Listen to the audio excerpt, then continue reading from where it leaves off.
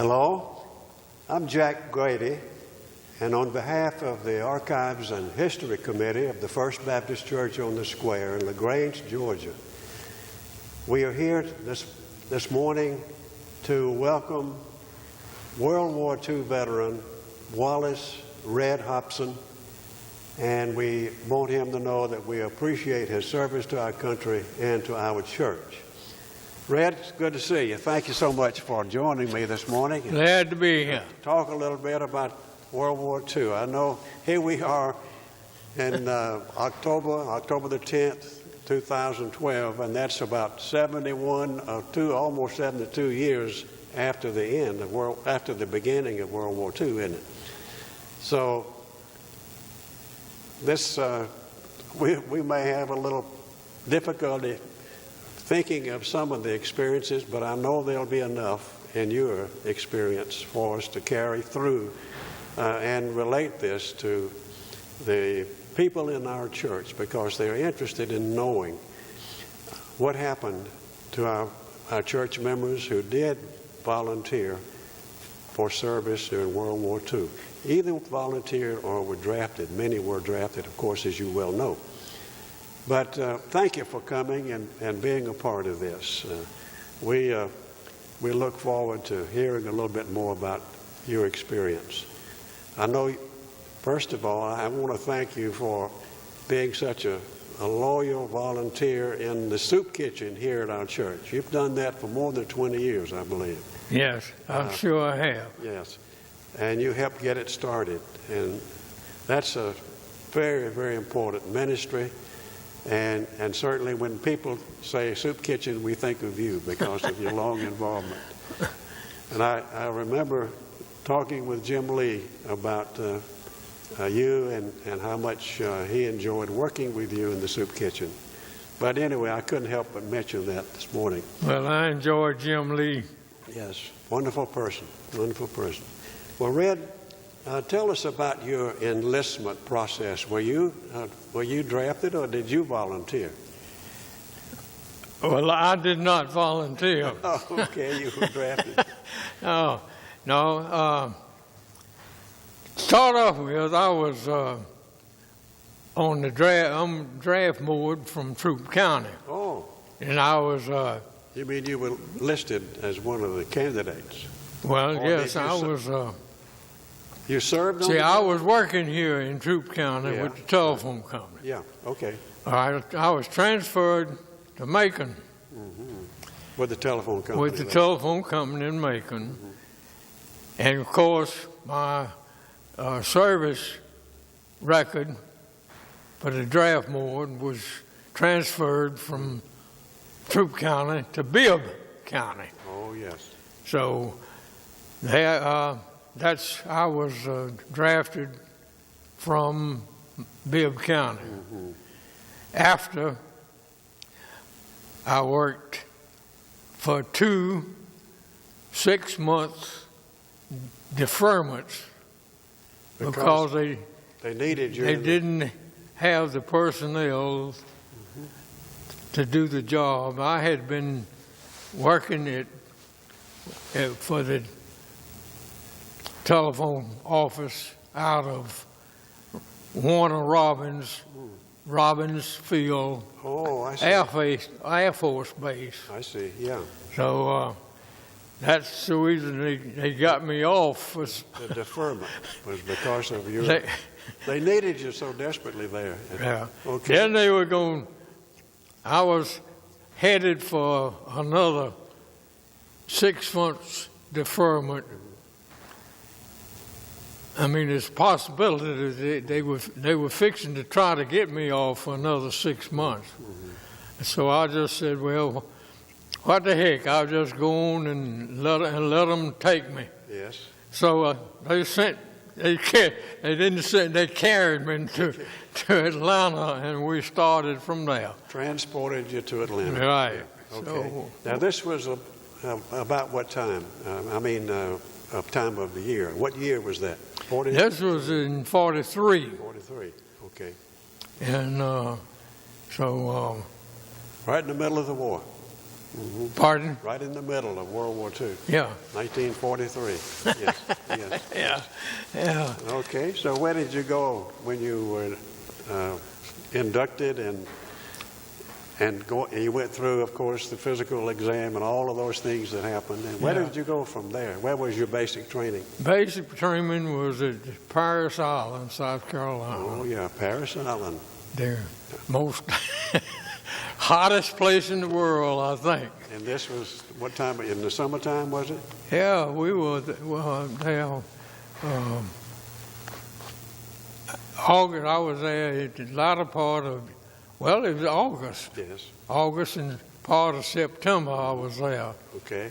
And took the basic training there. All right. And so we just, not a whole lot went on there other than having to learn all the basics of the different departments and all the heads and what it is and a lot of stuff we had them On the parade ground, I guess. Oh man, what you talking about? Spent a little time there, didn't you? We got up in the morning after we had chow, went back to the barracks and loaded up all the gear and hit for the parade ground. Yes. Okay. And we marched and we marched and we marched till time to go back to eat chow, noon chow. Well, after that, we had some sessions in the afternoons of different films and things. We'd Training go to movies and on different things pertaining to the Marine Corps, you know, of course. And of course, at this time, 1943, you probably you had no idea where you were going from there. Oh no, we didn't know anything. They wouldn't tell you. They wouldn't tell you anything. Where did you go after basic training? After basic training, we were sent to Camp Lejeune, North Carolina. Okay. Additional training. More training. We really got into it up there. We did a lot of work out in the fields, more different things. We had the bayonet training and, well, it was just a lot of things. Now, this was Marine Corps, right? All of this was Marine Corps, Marines. right. So, and we had did you have maneuvers like they do in the Army? Maneuvers? No, well, A different form of it, perhaps. yeah, we did a little of that, not much. Okay. I think they were trying to push us through to get us on over to where we were going to end up going. Okay. Of course, we didn't have any idea what they had in mind for us, but Just wanted to be prepared. yeah, they was trying to get us to where we were prepared. So when we finished up there, then they loaded us up on some trucks, and we went to down and boarded the ship. Oh. And of course, my ship, the one I got on, was an old converted merchant marine ship. Yes. And so it was not really equipped. They had a galley and all the necessities. They could feed you. And that's about all they had, you know. A place for you to sack out. Okay. And then where did they take you? We went from there, we boarded troop train and went to Camp Pendleton, California. Oh, you went across the country on the train. All the way on the trip, on the train. Yes. And of course, at Camp Pendleton, I mean at Lejeune? At Lejeune, we were in Tent City. That's all we had was tents. Got to California, another tent city. Oh, boy. So there we were again. Yes. But We wasn't there but a couple of weeks, and we loaded on the ships. Things were really heated up in the Pacific at that time, weren't they? That's when we got on the old ship, which was the old The one converted you mentioned a while ago, yeah. Okay. ship. Okay. Yes. And we headed to the South Pacific. And they took your whole unit, Marine. We was the on that ship. whole company Okay. went on. Was And of course, it was more than one ship. Did you go in convoy? Well, we joined the convoy, and the first night out, the captain of our ship got word that the deck lights were shining on the ship. So they pulled us out. When we got up the next morning and looked around, there wasn't a ship around. We were just sitting out there right in the center of the ocean all by ourselves. And they had a couple of U-boats. I mean, submarines were. They had picked them up during the night. Radar or whatever. But sonar, I guess they use sonar. They missed us. We got on in there, but we joined the regular convoy. But they fired on up you? in the day. They did fire on you. No. The U-boats. No. When you said they missed us, I thought maybe they had fired on us. Well, they didn't see what they didn't see us, I don't guess. But anyhow, we were out there. You turned the lights out, I guess, by that time, or whatever they had to do. Well, the next morning we started. Everybody on board ship had something to do. Yes. And we had to cut metal to be welded on these deck lights and all that kind of stuff. Yes. It was we worked several days trying to cover up all the lights. Then you joined the convoy again. But we got in on the convoy the next day, and went from there. Went with it on to Pearl. Well, I guess we went to Pearl Harbor. I don't know, but anyway, probably somewhere. But we didn't get off. We were all just on there, and then we went on to South Pacific to Maui, where everybody goes for vacations now. Yes. Yes. They say it's quite a place, but it was quite a place then when we were there too. I tell you. Yeah. But then we were there for a few months. Walking and going on bivouac and doing you were lookouts, I guess. Pardon? Lookouts. Some of you were on duty around the periphery. Oh yes. Watching. We've had to pull duty. I had to pull duty. Yeah, I just had it one night. About all. There was enough there that you didn't have to do it too often. But the night that I was on it, it was at one of the pineapple. Well, I don't know what you call them anyhow. That's where they process. They brought all the pineapples in there, and boxed them, and then they canned them. And first thing you know, and we were supposed to keep everybody out from in there, But these guys would come in there from. They'd been out to sea for a long time, and they were they were looking for some fruit. Sure. And it was just a continuous string of all these boys coming in, going out there, and you'd see them pick up a case of pineapple. But we didn't see that kind of stuff They were there, but we didn't see them. You knew about it. We just looked the other way. Okay. But That's interesting. it was. I know those boys were glad to get some fruit. Yeah. Okay, and then what was the next step? Uh-oh. The next one was we loaded up again, and out of it was I forgot now what kind of. It was a regular troop Okay. ship.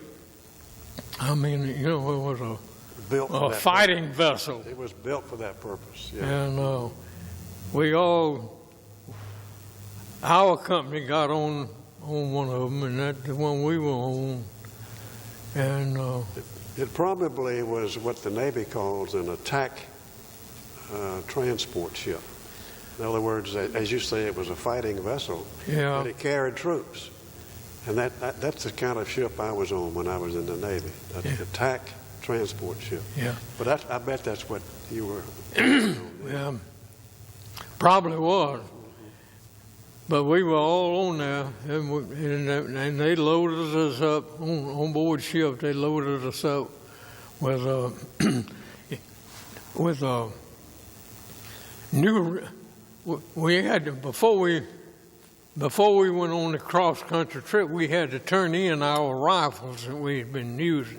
Mm-hmm. So we didn't get rifle again until we were on board ship, going toward our destination. Okay. And so en route, they give us a new rifle and ammunition, and we had to go to the fantail, and we would try them out. Okay. Well, my luck was the one I had, it wouldn't fire. Oh. It was just an old dead thing. So I had to get another one. Mm-hmm. But after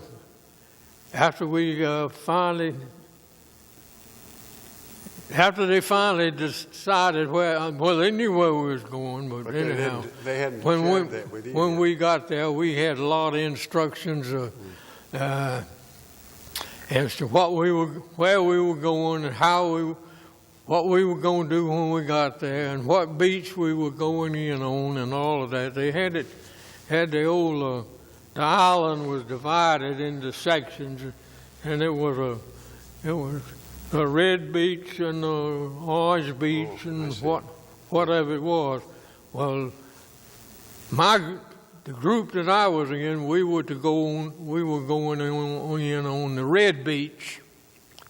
Tell me where you were at that point. Where were you going? I don't think. Oh. We were going to Iwo Jima. Iwo Jima. Boy, yeah. That was a battle. Huh? That was some battle. Go ahead. Well, I'm interrupting you, but I just want to be we sure. We were supposed to be there 3 days. They figured that we would capture it within 3 days. So you know how long it went on. Much longer than that. It went on into the month. And anyhow, when we got there, and everybody it was all lined up, and in the mornings, it was one morning, we were all ready to go. We was loaded in the little old landing crafts, and they dumped us out in the water, and so we started circling, waiting for them to tell us when to go in. Well, like I say, we were supposed to go in early that morning. Well, it was way late in the afternoon, it was after 3 or 4 o'clock in the afternoon. Did you ever find out? We went in. Why was the delay? Do you know?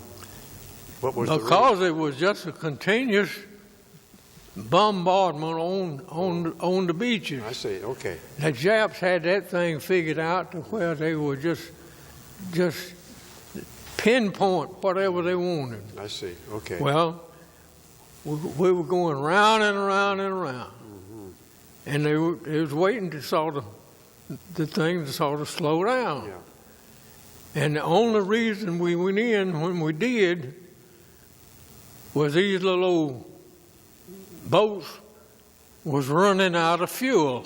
The landing craft. Yeah. The landing craft Yeah. was, the fuel was about to run out, and they had to go back. I see. So all they did was just pull up to the dirt, beach. drop that front end down, and said, "Go." Yeah. So Oh my goodness. everybody went in. I mean, you left from there. And there's still a lot of firepower. Oh yeah.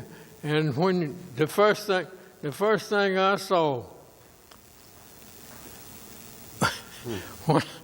when I went off of that was a leg here or different parts Wow. all around. They were just tore all to pieces. Wow. What an experience. And we went on. Then we went on in, and that was it for me. After I got on up on top of the hill. On top of the hill. Wow. And we had to go up an incline Okay. from down at the water edge. And later, and we won't need to go into a lot of detail, but later, I know you were evacuated and taken to a... Yeah, I was, whatever that condition was, I don't really know, and it was never really explained to me other than what happened, but anyhow... They had to evacuate you. I was evacuated off of onto a hospital ship, and then we went to several different places, Yes. Saipan and Roy, and Before you got back to the States. oh yeah, and then went to Hawaii and Pearl Harbor, and then that's where we got on that baby aircraft and went to San Diego. Okay. Did you have a little better sleeping quarters on that hospital ship than you had when you were... Well, the hospital ship, it was. We had a nice mattress and That was unusual at that time. good bed and all that kind of stuff, But then when we got on board the aircraft boat, we had a folding cot. Okay. A folding cot and one blanket. You were expecting better than that, I'm sure. It would have been nice just to be sleeping on the deck. Or camping Especially out. after we heard that it was going to the States. Oh, boy. Yeah. So after that, then we went into San Diego. San Diego.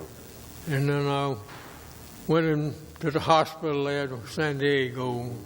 Did they fly you home from there or back to Georgia or something? No, after I got them after they wanted to check me out on this little condition that I had, that was a physical condition, not anything from the service. But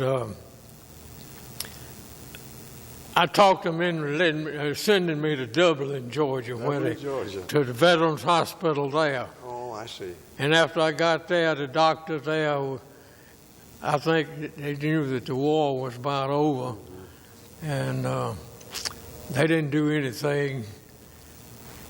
I went and sent me to Charleston, South Carolina, and that was where I was discharged from. Charleston. I see. Okay. And then boarded the train for home. Right. Well, I got the bus. There wasn't no train. Okay. Paris Island is the worst place in the world to try to get to. Is it? Yeah, you don't. It's just stuck down there. If you got to go on a motor vehicle of some kind to get there. You don't go on the train.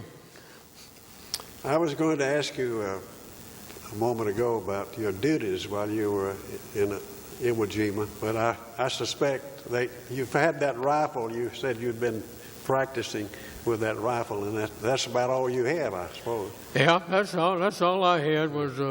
But they were, and a whole unit was there with you. Yeah. At that time. Mm-hmm. They had different kinds. They had BARs, and then they had the regular M1 regular. Yeah. Okay. And that's what we had. I was going to ask you a question like, well, Red, what was one of the most memorable experiences you had? But I think you've just told us. Well, I think it's the one that, that one when you woke up in the morning and saw you sitting out there like a floating duck. Yeah. It sort of made you sort of wondered. Somebody was sure looking after us. Oh, yes, I'm sure. Yes. Did you lose any personal friends at that point? Oh, yes, indeed. Mm-hmm. I'm sure. Well, After I got out, after the war was over, they printed a big book, the 4th Marine Division. And it had everything in there about the 4th Division. Oh, good. And it's different ones. You can just go down and you can see the ones that were lost. Yeah. During that battle. We had a lot of. I wonder about some of them. Yes. Well, I know it was a fierce battle, and we, like a lot of other battles during that period of time, we lost a lot of our young men.